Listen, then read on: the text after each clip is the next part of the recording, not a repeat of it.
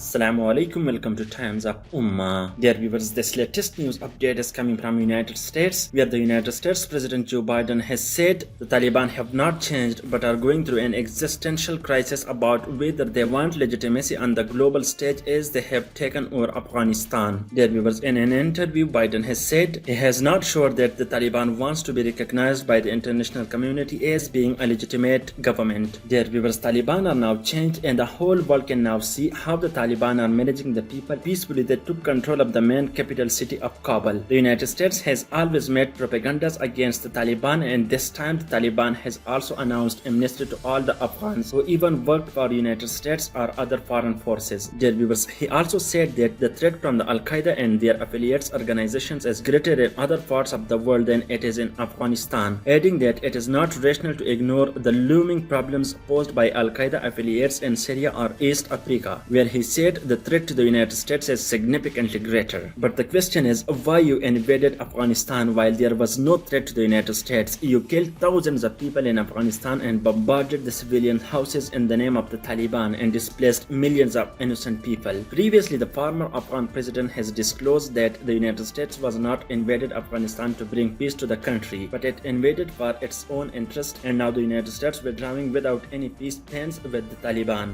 Biden also pushed back concerns about the treatment of women and girls in the country, arguing that it is not sent to try to protect women's rights around the globe through military force. Instead, it should be done through diplomatic and international pressure on human rights abusers to change their behavior. Dear viewers, that is just the propaganda against the Taliban. While Taliban has said women are free to go to schools and hospitals, but they will have to make further. Dear viewers, the United States propagandas will not stop because it has badly debated by the Taliban, and the United States even can't defend its narrative. The Taliban has announced their victory and saying that we defeated the superpower with small weapons and with the power of Iman. Dear viewers, Biden on Monday warned the Taliban not to disrupt or threaten the evacuation of thousands of American diplomats and Afghan translators at Kabul airport. Recently, the people who work for foreign forces had fear of the Taliban attacks, and huge protests have been seen in Kabul. The protesters were demanding the United States to evacuate them from Afghanistan. The United States now wants to evacuate these people, and Biden has said the response to any attack would be significant and forceful.